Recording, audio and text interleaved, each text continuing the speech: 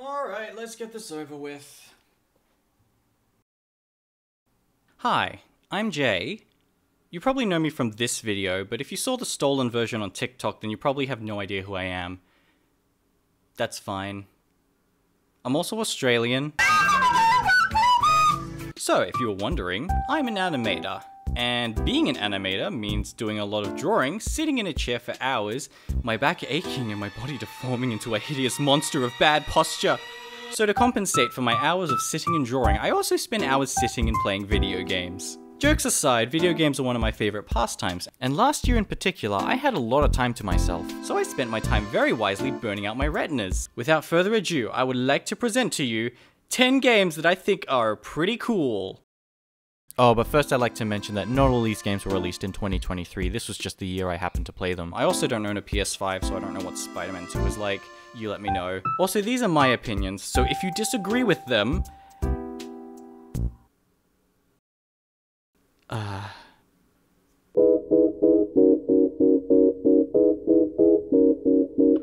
Bomb Rush Cyberfunk. It's a skating game where you grind rails, dance, do sick tricks, dance, commit graffiti, dance, beat up police, dance, get arrested, and then dance. BRC is the spiritual successor to Jet Set Radio, which I've never played before. But I knew of this game because it was created by the same team behind one of my all-time favorites, Lethal League Blaze. On first glance, the characters in the world in this game are just so cool, like 10 out of 10 in the style department. Oh, the skating itself is also really good. The controls are buttery smooth and make doing tricks and keeping a long combo going very satisfying. The levels are also really fun to explore and have tons of rails and billboards to do tricks around as well. I especially like this pyramid level with a rat's nest in the air for you to just grind to your heart's content. But by far the best feature of this game? Dance button.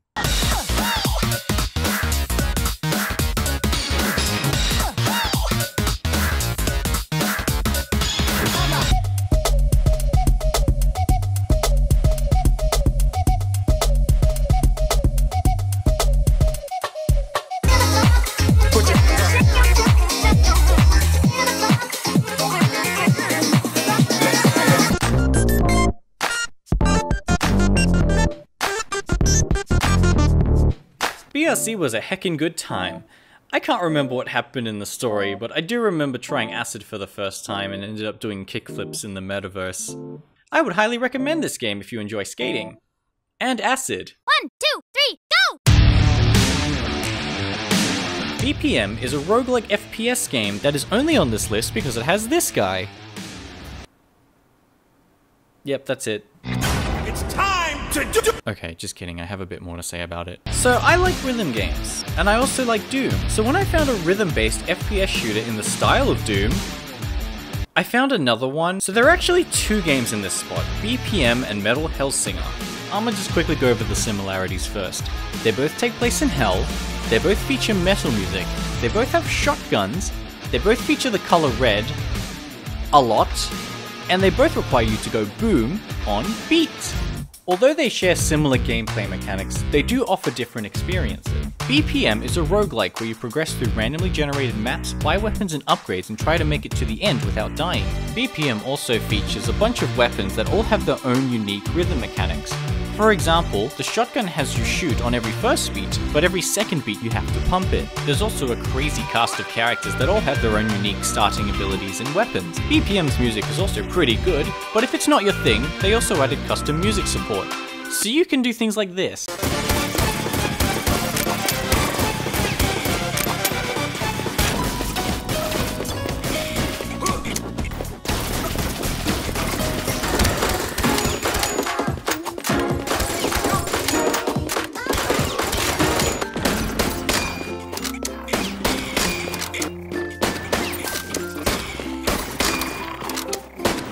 Metal Hellsinger, on the other hand, is more like Doom 2016, but you have to shoot your shotgun when the bass goes. You play as demon spawn Ariel the Mermaid, who lost her voice to Satan Ursula, and you have to do revenge to get it back. You go through each level getting the highest score you can by keeping the beat. Although there aren't as many unique weapons as BPM, Hellsinger does have a lot of uniquely designed levels and a strict but fair scoring system that adds replay value.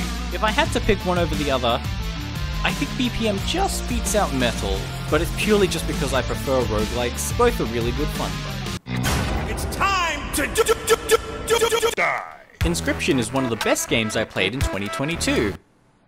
Wait, Inscryption's Casey's mod, the official mod for an unofficial game that was meant to be official but was unofficially released. I was debating putting this game on this list, but I sunk an extra 50 hours into this side mode of a game I had already completed, so... Casey's mod is just the first part of Inscryption, which if you haven't played yet, do it. The appeal of Casey's mod is after you complete a run, you unlock modifiers to make the next run harder, and the harder the game gets, you unlock more lore. However, even when beating the game and getting the rarest achievement and using all of the mods, I still kept coming back. It's really just easy to pick up and play it. It's sort of like a deranged lunatic's version of Solitaire, I guess. Oh. Eternal. Now this was probably the game I was most excited for last year. And it did not disappoint. I love Lord of the Rings, and I also like Dungeons & Dragons. And Skyrim, but I've always wondered what it would be like to explore the mines of Moria, or to be able to raid a ruined castle, but in real life. Where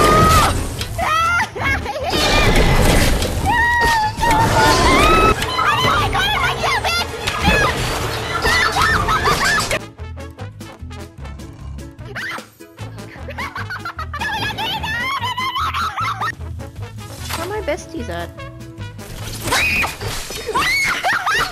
Dungeons of Eternity is the game I dreamed of playing as a 13-year-old boy. Exploring dungeons filled with skeletons and zombies, finding loot and pulling some of the sickest knife throws, playing my all-time favorite OC King Aragorn Legolas, son of Thrain, son of Thrawn, son of... Being able to play out a D&D fight in real time in VR with my sister is probably one of my favorite experiences of 2023. You play as the God-fearing man, Stephen Gunsmith, who prays for all the dead bodies he comes across and eliminates angry shadow demons to fight a giant rat lady. The Light Brigade is a roguelike VR game set in its own version of World War II, which is really neat as all of your weapons are from the time. However, you do not play as action hero Jonathan Wickersham gunning down enemies left and right.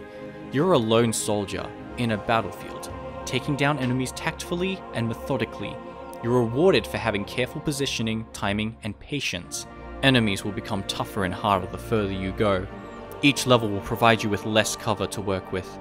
Every time I play this game, I can always feel the tension of being spotted in an open area or being shot at from an enemy I can't see.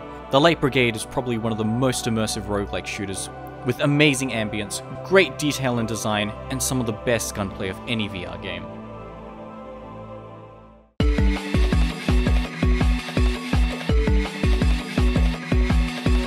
Okay, so I can't really explain why I like Neon White, because even I don't know. I picked up the game because it looked like fun, and then I started playing it, and then I became hooked. I don't consider myself a speedrunner, nor have I ever tried getting into speedrunning, but every time I finish a level, I get greeted with a gold medal? It's not enough! Neon White is a parkour action game that makes you go as fast as you can just for bragging rights. I have wasted so much of my life trying to get this red medal that does literally nothing, and I haven't even got all of them, and I'm still playing this game to this day. Great evil. The demon coward far beyond. Before I get into it, I think I need to give you a bit of background before I say anything else. I'm a huge Zelda fan. My first Zelda game was Skyward Sword, which I played when I was 14, and I fell in love with it. It was the very first game I sunk hours into, and the first game I ever played to 100% completion. Twice. I then learned a year later that there was actually more than one Zelda game, and my eyes were opened. Twilight Princess, Minish Cap, Ocarina of Time, Link's Awakening. I played any Zelda game I could. And when I finally bought myself a Nintendo Switch in 2018, I bought Breath of the Wild, and I stopped playing it after about 5 hours. Okay, don't get me wrong, I did end up beating it, but I did it sort of reluctantly, and I never had any desire to go back to it. So when Tears of the Kingdom was announced, I actually was kind of indifferent. I wasn't even planning on buying the game. But then a week before the game releases, Nintendo drops a video of Eiji Aonuma building a boat.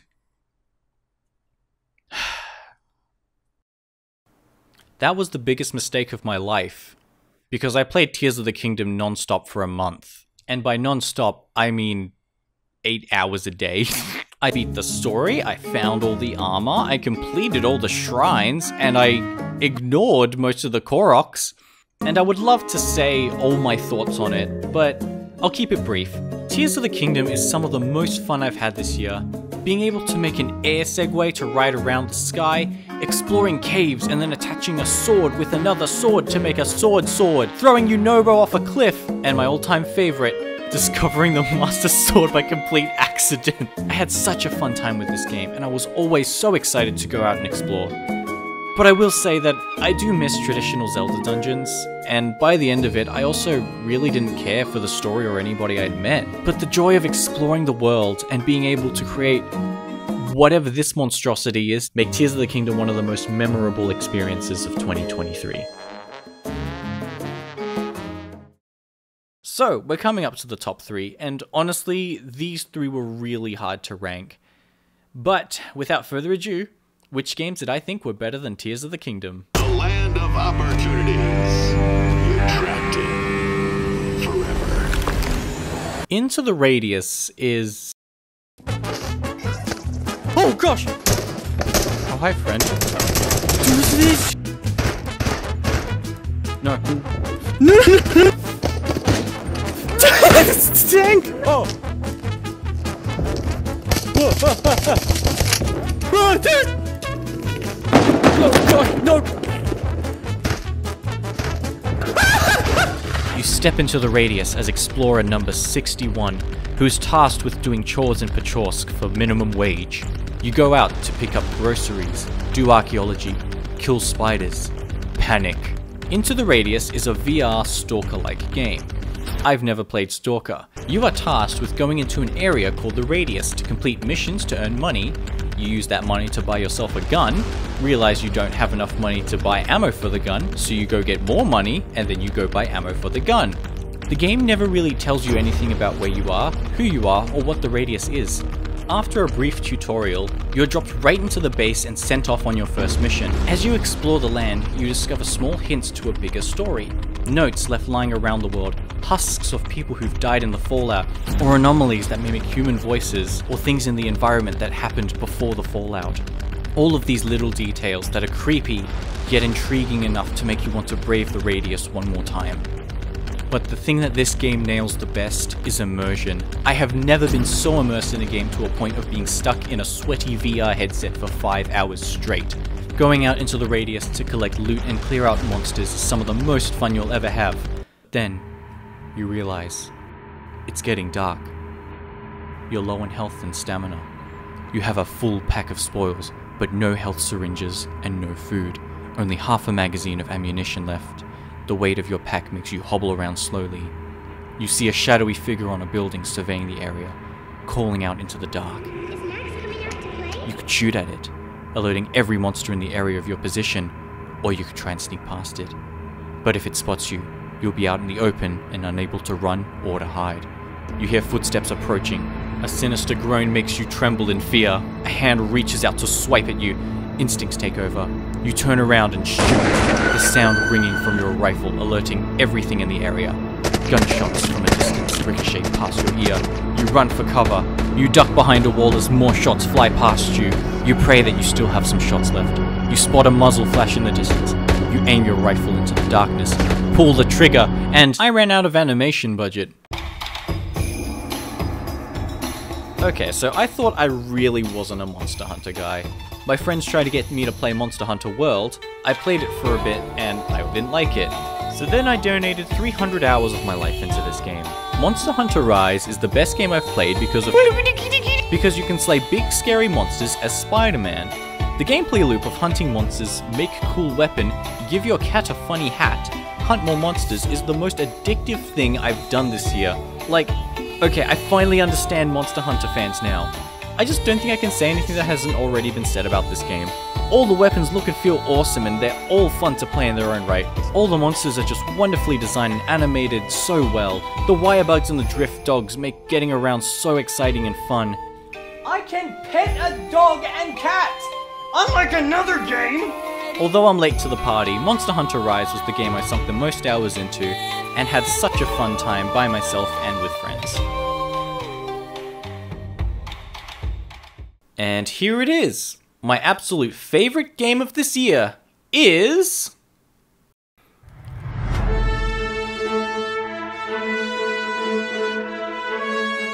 I cannot overstate how much of a step up Overwatch 2 is from Overwatch 1. Blizzard has really put in so much effort into making this game a money printing machine. The new characters, maps, and co-op missions are so good. Oh, I can't say that with a straight face. Just kidding, it's Hi-Fi Rush. Hi-Fi Rush is at the #1 spot just for one reason. I have never played a game that has felt like it was made just for me. Hi-Fi Rush is a beat-em-up rhythm game, similar to Bayonetta or Devil May Cry, but instead of mashing buttons to nothing, you mash buttons to 9-inch nails. Hi-Fi Rush is a very rare game that made me smile the whole way through, and it's also the game I've got zero faults with. Like, I don't know if it's just me, but from the moment I started playing till the very end, I had zero problems with anything. This was the cleanest and most intricately crafted piece of media that scores a 10 out of 10 in everything. It blows my mind how a game can have the best rhythm mechanics in any game I've ever played, the most unique visuals that make it look amazing and timeless, challenging gameplay and fights with well-designed and themed levels, cutscenes that I will refuse to skip because the characters are so full of character and personality. To be published by Bethesda and have no game-breaking glitches? Have a killer list of songs that are all appropriate to the situation yet still work for rhythm battling? And a mother-freaking robot cat? This is a piece of art. Not only did I finish the game and feel incredibly satisfied and enjoyed my time the entire way through, but I finished it feeling inspired. And any media that inspires me to go out and create is worthy of being my top game of 2023.